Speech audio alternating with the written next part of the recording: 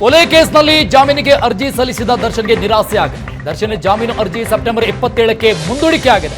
Court ಆದೇಶ. ಜಾಮೀನಿಗೆ ಆಕ್ಷೇಪಣೆಯನ್ನ ಸಲ್ಲಿಸುವುದಕ್ಕೆ ಕಾಲಾವಕಾಶ ಕೋರಿದ್ದಾರೆ ಎಸ್ಪಿಪಿ. ಈಗ ಕಾಲಾವಕಾಶವನ್ನ ನೀಡಿ ವಿಚಾರಣೆಯನ್ನ ಮುಂದೂಡಿದೆ ಸಿಸಿಎಚ್ ಕೋರ್ಟ್, 57ನೇ ಕೋರ್ಟ್. ಇದರ ಜೊತೆಗೆ ಪವಿತ್ರ ಗೌಡ ಜಾಮೀನು ಅರ್ಜಿ ಸೆಪ್ಟೆಂಬರ್ 25ಕ್ಕೆ ಮುಂದೂಡಿಕೆ ಮಾಡಲಾಗಿದೆ.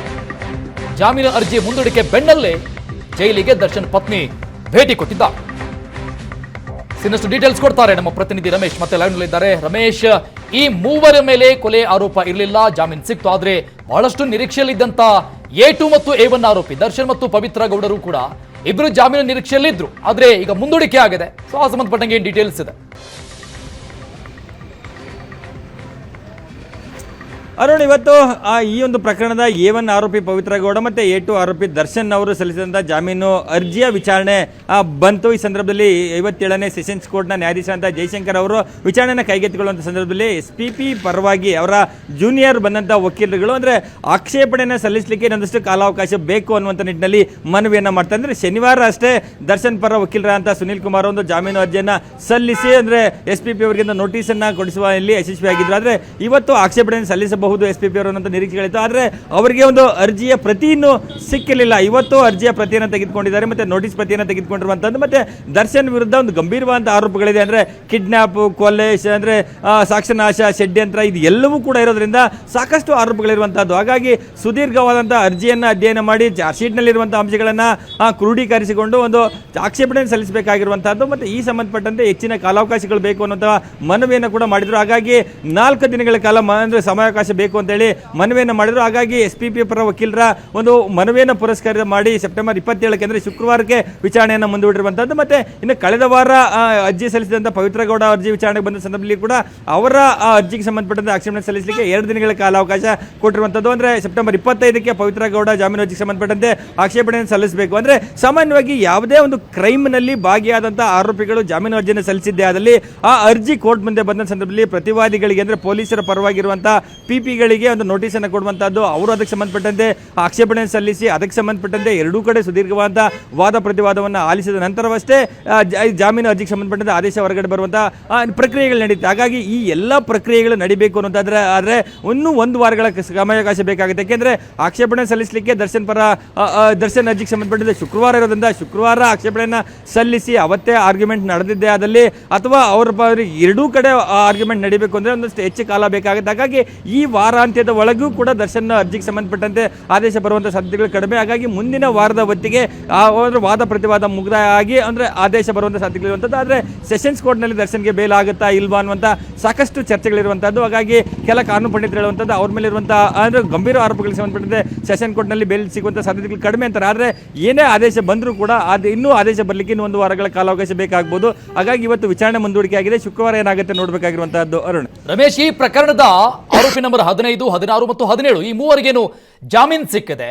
ಈಗ A1 ಇಂದ A14 ವರೆಗೆ ಆ ಆರೋಪಿಗಳಲ್ಲಿ ಒಂದು ಆಶಾಭಾವನೆ ಮೂಡಿರುತ್ತೆ ಸಹಜವಾಗಿ. ಬಟ್ ಅದು ಅಷ್ಟು ಈಸಿನಾ ಅಂತ ಜಾಮೀನು?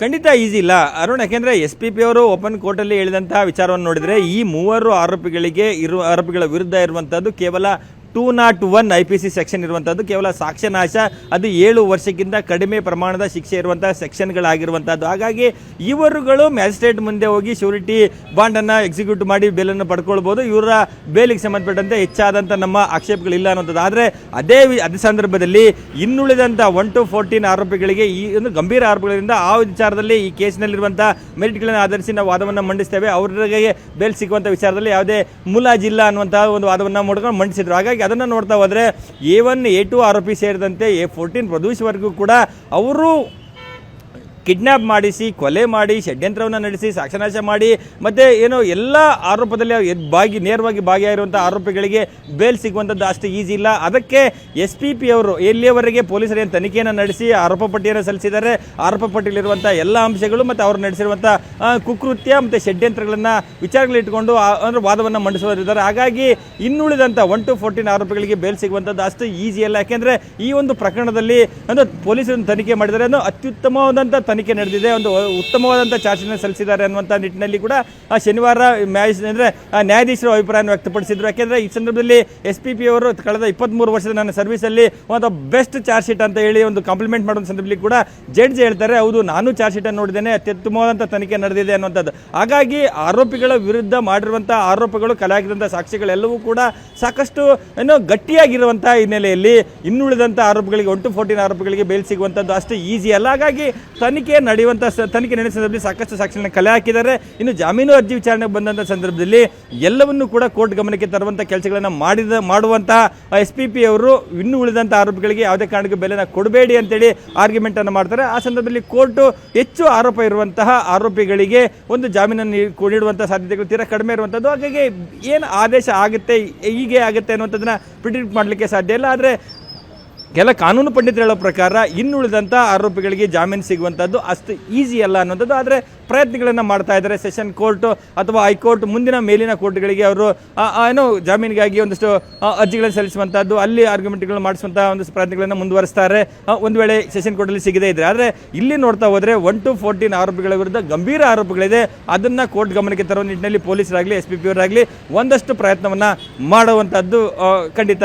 ಅರುಣ್, ಓಕೆ ರಮೇಶ್, ಈಗ SPP ಅವರು ಟೈಮ್ ಕೇಳಿದ್ದಾರೆ ಆಕ್ಷೇಪಣೆಗಾಗಿ. ಪ್ರತ್ಯೇಕವಾಗಿ ವಿಚಾರಣೆ ಆಗುತ್ತೆ. ಸೆಪ್ಟೆಂಬರ್ 25ಕ್ಕೆ ಪವಿತ್ರ ಗೌಡ ಅರ್ಜಿ ವಿಚಾರಣೆಗೆ ಬಂದ್ರೆ ಸೆಪ್ಟೆಂಬರ್ 27ಕ್ಕೆ ದರ್ಶನ್ ಅರ್ಜಿ ಮುಂದೂಡಿಕೆ ಆಗುತ್ತೆ. ಆಕ್ಷೇಪಣೆಗೆ ಇರುವಂತಹ ಅಂಶಗಳು ಯಾವುದು? SPPಗೆ ಪ್ರಮುಖವಾದಂತಹ ಅಂಶಗಳನ್ನ ಯಾವುದನ್ನ ಉಲ್ಲೇಖ ಮಾಡಬಹುದು ಅಂತ ಅನ್ಸುತ್ತೆ? ಅರುಣ್, ಸಾಮಾನ್ಯವಾಗಿ ಯಾವುದೇ ಆರೋಪಿಗಳ ಪರ ವಕೀಲರುಗಳು ಜಾಮೀನನ್ನು ಕೊಡುವಂಥ ಸಂದರ್ಭದಲ್ಲಿ ತಮ್ಮ ಆರೋಪಿಗಳು ತಮ್ಮ ಯಾರ ಪರವಾಗಿ ಅರ್ಜಿಯನ್ನು ಸಲ್ಲಿಸ್ತಾರೆ ಆ ಆರೋಪಿಗಳು ಕೃತ್ಯದಲ್ಲಿ ಭಾಗಿಯಾಗಿಲ್ಲ ಅಥವಾ ಅವರ ವಿರುದ್ಧ ಗಂಭೀರ ಆರೋಪಗಳಿಲ್ಲ, ಪೊಲೀಸರು ತಪ್ಪಾಗಿ ಅಂದರೆ ಫಾಲ್ಸ್ ಇಂಪ್ಲಿಕೇಶನ್ ಮಾಡಿದ್ದಾರೆ, ಸಾಕ್ಷಿಗಳು ಏನು ಹೇಳ್ತಿದೆ ಅದೆಲ್ಲವೂ ಸುಳ್ಳು ಅನ್ನುವಂಥ ನಿಟ್ಟಿನಲ್ಲಿ ಅರ್ಜಿಯಲ್ಲಿ ಉಲ್ಲೇಖವನ್ನು ಮಾಡಿರ್ತಾರೆ. ಅದೇ ರೀತಿಯಾಗಿ ದರ್ಶನ್ ಅರ್ಜಿಯಲ್ಲಾಗಲಿ ಪವಿತ್ರ ಗೌಡ ಅರ್ಜಿಯಲ್ಲಾಗಲಿ ಸಂಪರ್ಕದಲ್ಲಿ ಮತ್ತಷ್ಟು ಅಪ್ಡೇಟ್ಸ್ ಪಡಿತೀನಿ.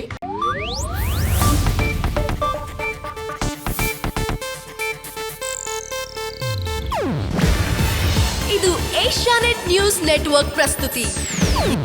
ನೀವು ನೋಡ್ತಿದ್ದೀರಾ ಏಷ್ಯಾನೆಟ್ ಸುವರ್ಣ ನ್ಯೂಸ್.